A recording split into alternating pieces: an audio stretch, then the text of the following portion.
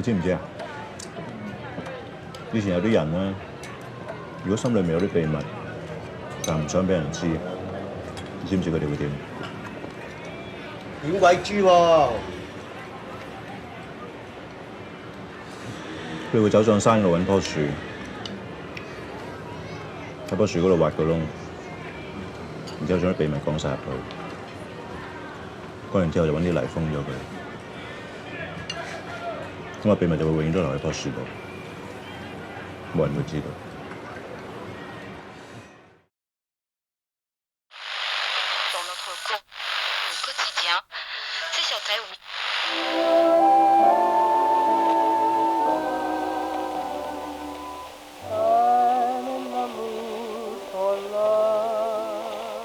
In 2000, Hong Kong director Wong Kar-Wai released a loose sequel to his award-winning film Days of Being Wild under the international title In the Mood for Love.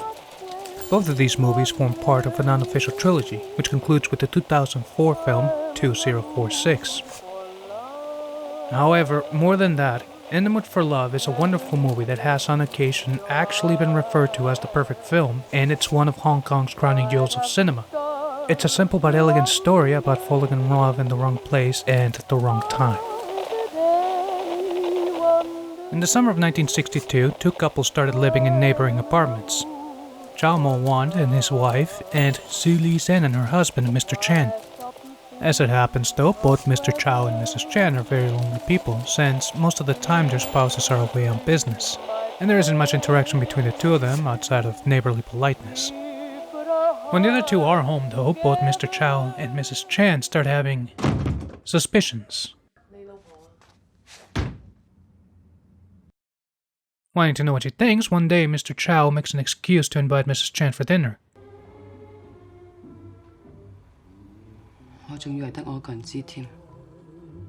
Feeling obviously hurt and confused, they start to wonder how things started out between the other two. With that in mind, they decide to start reenacting scenarios of what they imagine happened between them. They do this for a while and they do it in secret, because even if there's nothing going on between the two of them, a man spending time alone with a woman who's not his wife and vice versa was not exactly appropriate. But still, they meet, and even if they agreed that they wouldn't be like the other two and have an affair of their own, the more time they spend together, the closer they become. One day, Mr. Chow decides he's going to start writing those martial arts stories he never got around to, and since Mrs. Chan happens to be a fan, he wants her help writing them. It doesn't take very long before they realize that writing in either of their apartments is just not going to be very practical. So, hoping to find a place where they can write in peace, Mr. Chow decides to rent a hotel room, where they meet every night after work. Their stories get published and they spend a lot of time bonding in that hotel room, without breaking their vows to never become like the other two. However, they are both well aware of the passage of time, and that they have decisions to make. There are more nuances and finer points to the story, but I think if I explained them, I would be robbing something from the audience, so I think we should end it there. One last thing though. The film was inspired by a short story from Chinese author Liu Yi-cheng called Intersections. And by inspired, I mean themes and ideas much more than the actual plot, since really the only things these two stories have in common are the time and the place. There isn't really much to say about the acting. Both Tony Leung and Maggie Cheung won multiple awards for their performances, and the rest of the cast is wonderful. A few of the actors from Days of Being Wild make a comeback to this film, like Rebecca Pan, but in her case she plays a different role. Maggie Cheung, on the other hand, reenacts her role as Su Li-sen, and it's quite possible that Tony Leung is also reenacting his role, but since his character's name was never spoken, it's hard to verify. The cinematography is another high point of the film. The use of simple camera tricks like a drop in frame rate or basic tracking give the film a very distinctive visual style, and generally the film is beautifully shot. In all fairness, it's nothing groundbreaking, but it is good, and if I had to explain in as few words as possible what it is that makes it so, then I would have to say it is because it's elegant. And not just the cinematography either, this applies to all the other visual elements in the film. Everything here is simple. There's nothing you would say is overly lavish, but it still manages to come off as elegant.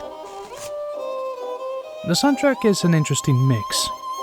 On the one hand, the score practically consists of a single musical piece that plays throughout most of the film. The movie's main theme by composer Shigeru Umebayashi is a rather moody but romantic piece, and it sets the tone of the film quite well. It's an unusual choice, and there is a story behind that piece, but I think I'll save it for another time. The rest of the score is provided by American composer Michael Galesso, who manages to complement Umebayashi's music very well. Unfortunately, looking at the track listings from the soundtrack, it does seem like a lot of his music didn't make it to the final cut of the film. On the other hand, there are a couple of Spanish-language songs that play during the more intimate interactions between our two protagonists. Aquellos ojos verdes, Te quiero dijiste, and Quizás, Quizás, Quizás, all performed by Nat King Cole. Along with a few Chinese songs that play on the radio, these songs were the popular music of the times.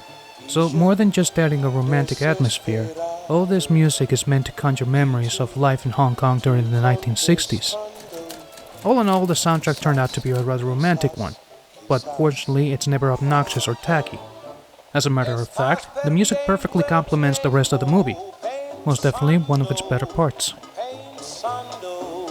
Now, this might be an odd thing to say, but this film feels older than its actual age. It feels more like a classical film than a modern one, and yes, that is a good thing. Film critic and novelist Steven Erikson wrote an essay on this film, where he claims that Hong Kong directors from the turn of the century take ideas and concepts that the West finds old and cliched, and they inject new life into them, which in this case I think it's very true. Now, if you think about the premise, men and women find out that their spouses are having an affair with one another, and subsequently they start spending time together and eventually they fall in love. It's a story we've been told a few times, but the execution and the delivery are so well crafted it never feels like the same old. Part of that might have to do with the fact that the film rarely ever follows the path these stories tend to go. Something that you might hear me say a lot, and in fact you might have already heard this from others, is that usually the more reasons for a mature rating on the title, the more immature the content of the title tends to be. That's not to say that the opposite is always true, it just happens that in this case it applies. This is easily one of the most mature films I've ever seen, made with actual maturity. By the way, despite the premise, I would qualify it more as a drama rather than a romance. It's hard for me to find anything bad to say about this movie, but nothing in the world is perfect, so in the interest of fairness, it has to be said. First of all, that title is very misleading. The name comes from a song called I'm in the Mood for Love, which is all fine and good, but it still sounds like a rather generic romantic movie title. After watching the movie, I do have more positive associations with the name, and I wouldn't change it for anything in the world, but still doesn't change the fact that the title will give you the wrong impression as to the kind of film this is. The film comes on a rather unusual screen ratio, and from what I read, this is the screen ratio they use for theatrical release. If you have an HD television, you can have two black bars on the sides rather than the top and the bottom. This isn't exactly a bad thing, it's just a little unusual. The only other thing is that this movie might not be for everyone. Like I said, it's an adult film for actual grown-ups. It's a quiet and solemn movie not made for what my friend likes to call the ADD generation. It's made with a mellow tempo and no such thing as comedic relief or other cheap tricks to keep your attention on the screen, so it might come off as boring to a lot of people. If you happen to be one of these people, I don't want you to feel bad about it. I remember when I was a kid, I used to find certain movies boring and downright sleep-inducing. But as I grew older, I found a different appreciation of them. And with that in mind, if you saw the movie and you didn't like it, then I would suggest coming back to it in 5 years and seeing if your perceptions of it have changed. I can't recommend this movie enough. It's the kind of movie people point at and say, how come they don't make movies like that anymore? I would even go as far as to say that everyone should see this one before they die. Now, if you like owning, then I hope you won't mind a suggestion.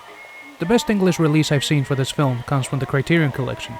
It's available on both Blu-ray and DVD, and even though the quality is good on both, for whatever reason they opted to exclude certain extras from either version. So, if extras are important to you, then I suggest you do some research and find out which one seems the most appealing. On the other hand, if you like streaming, the movie does come on and off of Netflix every now and then, but honestly I don't like the presentation. It also shouldn't be too hard to find this movie, and usually you can get it for under $30. Though if you end up paying a little more than that, then I wouldn't necessarily say you wasted your money. Bottom line though, buy it, rent it, stream it, borrow it, however you like watching movies. This is one that shouldn't be missed. Originally, this presentation was going to be a little bit longer, and it was going to include all the research I made of this movie. But like I said before, in retrospective, it might have taken something away from the audience if I did that. So, maybe next time.